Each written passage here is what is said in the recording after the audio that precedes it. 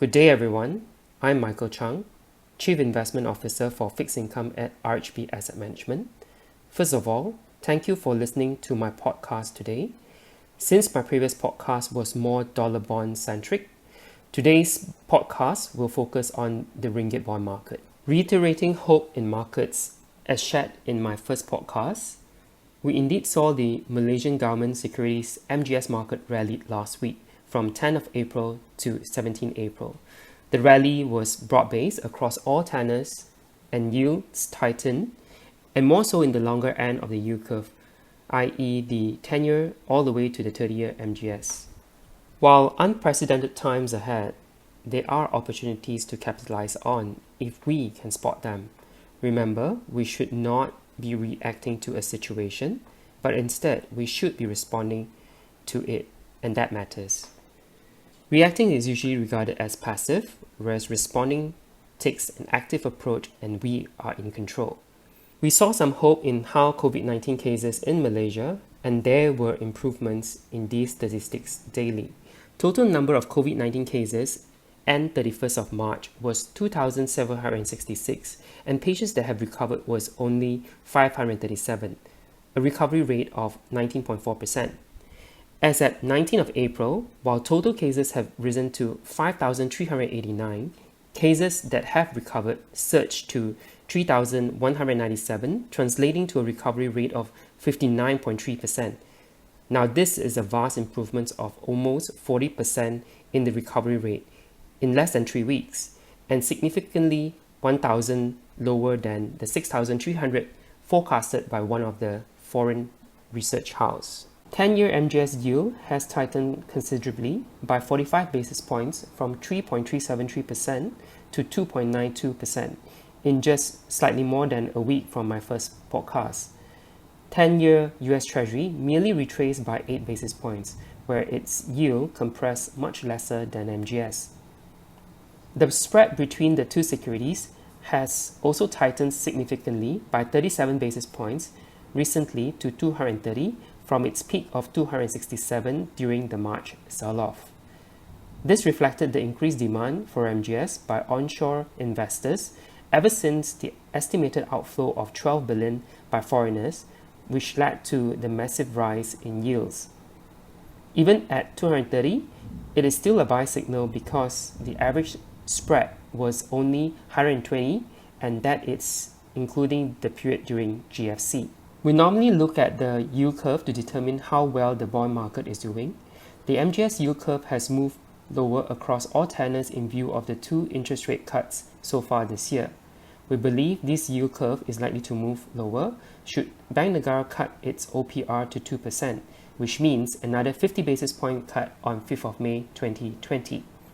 Week on week, yields tumbled more on the longer end, especially the 10-year and above tenors by 40 basis points, whereas the short end saw little movements. Besides the yield curve, we saw positive vibes in the bond market being vibrated into the recent government bond auction. The new issuance of the 10-year GII maturing in October 2030 saw robust demand, which attracted a bid-to-cover ratio of 3.12 times. This has surpassed the year-to-date average bid-to-cover of 2.47 times, possibly due to an impending rate cut in May. From a global macro perspective, the International Monetary Fund, IMF, slashed global economic growth to -3% year-on-year in 2020, revised down from its January's estimate of an expansion of plus 3.3% year-on-year. China's GDP shrank by -6.8% year-on-year, the worst performance since at least 1992, when official releases of quarterly GDP started, and missing the median forecast of 6% drop. The economy hasn't contracted on a full year basis since the end of the Mao era in the 1970s until COVID-19. While the IMF expects Malaysia to enter into a contraction of -1.7% year-on-year in 2020, it is believed that Malaysia's GDP is to grow at 9% in 2021, the fastest among ASEAN 5 economies, where the block is to grow at plus 7.8%, suggesting hope is there for our economy. In terms of outlook, we are bullish of the ringgit bond market due to the following reasons. Firstly, Bank Negara is expected to cut the overnight policy rate OPR by 50 basis points on 5th May 2020.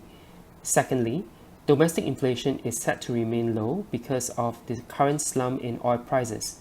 West Texas Intermediate WTI, an indication of oil price, went negative for the first time as many storage tanks reach capacity. The May futures contract on 20th April dropped to minus 37.63 US dollars a barrel before it popped back above a dollar of 1.17 early in Asian trading hours. Bank Negara has also lowered the statutory reserve requirement SRR ratio by 100 basis points to 2% effective 20th March and allowed each principal dealer to recognize MGS of up to Ringgit 1 billion as part of the SRR compliance until March 2021. This increases the demand for MGS.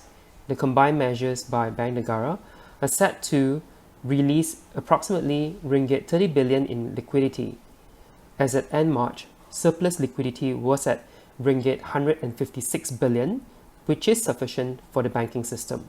And the final point I would like to emphasize on is the demand for bonds is expected to increase as bonds are consistent income generating assets.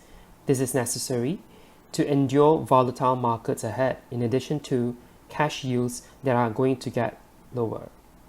Thank you for listening to this podcast.